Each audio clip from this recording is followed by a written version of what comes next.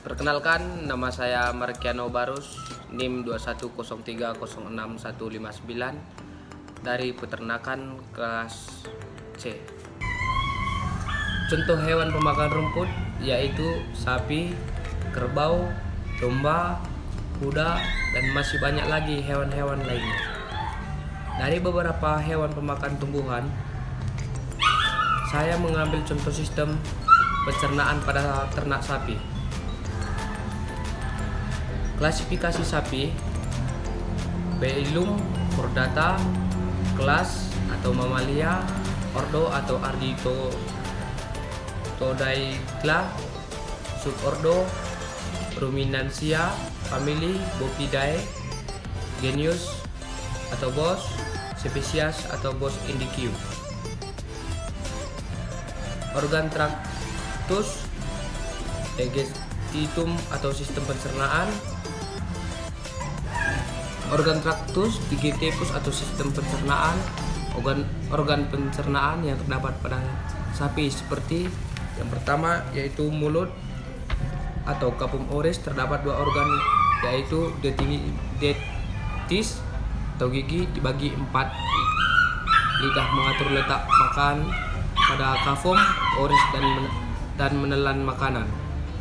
Kerongkongan atau esophagus merupakan saluran yang menghubungkan antara capum oris dengan lambung atau ventriculus. Organ pencernaan yang terdapat pada ruminansia antara lain ventriculus dibagi menjadi 4 yaitu rumen, reticulum, omasum, dan abomasum.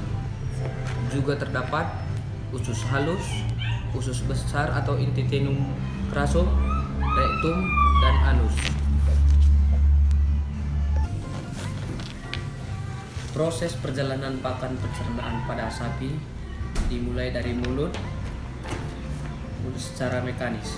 Di mulut makanan dicampur dengan air liur atau saliva untuk memudahkan penguyahan dan penelanan.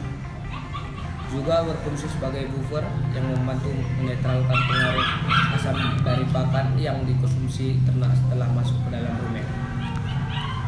Makanan yang kasar ditelan melalui esophagus, kemudian makanan yang ditelan dan yang masih kasar disimpan sementara di rumen untuk difermentasi untuk meningkatkan nilai gizi. Kemudian masuk ke retikulum. Di dalam retikulum makanan dicerna secara kimiawi dan membentuk gumpalan kecil yang sering disebut bolus. Bolus kemudian dimutahkan kembali ke mulut untuk dimamah biak kembali. Makanan yang sudah dimamah ditelan lagi dan masuk ke omasum untuk dicerna kedua kali secara mekanis dan kimiawi. Pakan yang dimamah kedua kali disebut digesta. Kemudian dilanjut ke abomasum yang merupakan lambang sejati yang dicerna secara kimiawi oleh enzim-enzim. Setelah itu, makanan akan menuju usus halus untuk diserap sari-sari makanannya dan diedarkan ke seluruh tubuh. Kemudian pada akhirnya, makanan akan menuju usus besar yang merupakan tempat terbentuknya pasir pada sisa-sisa makanan yang diserap dan bermuara di rektum. Kemudian dikeluarkan melalui anus. Jadi kesimpulan yang dapat kita peroleh adalah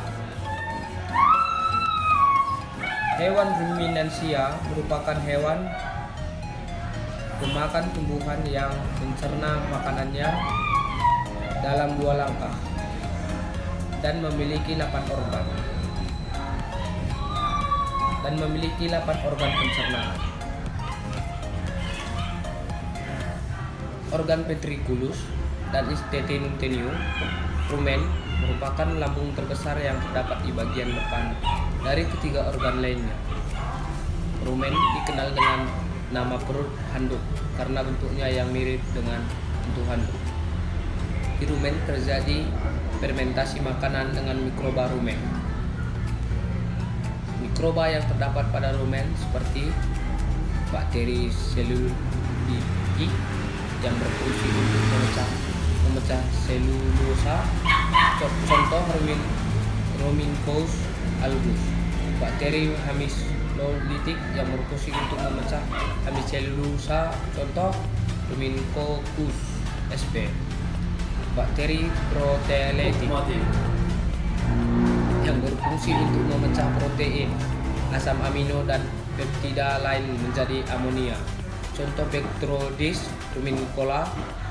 Bakteri metabolik yang berfungsi untuk mengetabolisasi alkohol dan asam organik menjadi mentahan dan karbondioksida, contoh Mechaburium formicum.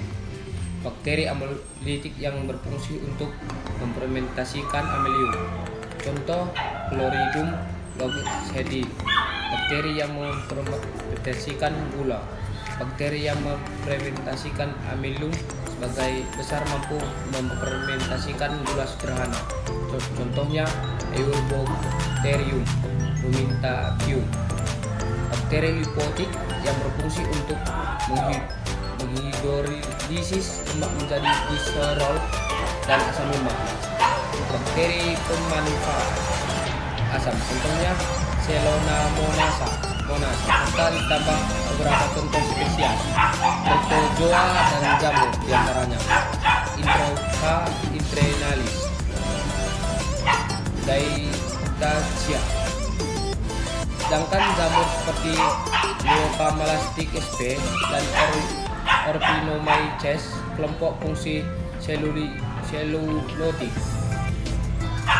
Mikroba pada rumen berfungsi membantu hewan ruminansia dalam mencerna pakan yang mengandung serat tinggi menjadi asam lemak terbang. Retikulum merupakan bilik kedua di dalam lambung hewan ruminansia. Dalam bahasa sehari-hari, retikulum dikenal dengan perut sarang madu. Retikulum berfungsi untuk mengaduk makanan menjadi bolus untuk dibawa kembali. Omasum sering disebut perut buku. Setelah makanan masuk dari rumen dan retikulum, kemudian akan menuju ke omasum.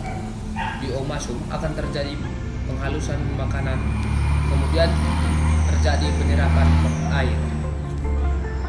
Abomasum sering disebut perut sejati, yang dimana makanan dari omasum masuk ke abomasum. Perut sejati ini merupakan ruangan keempat dalam lambung ternak ruminansia. Abomasum berfungsi untuk mencerna protein dan mempersiapkan pencernaan oleh usus halus. Usus halus atau intestinum tenue. Setelah makanan halus dari abomasum, makanan kemudian didorong masuk ke usus halus. Di usus halus, sari-sari makanan diserap dan diedarkan ke seluruh tubuh, keluar melalui anus. Usus halus atau intestinum tenue. Setelah makanan halus dari abomasum, makanan kemudian didorong masuk ke usus halus. Di usus halus, sari-sari makanan diserap dan diedarkan ke seluruh tubuh, keluar melalui anus.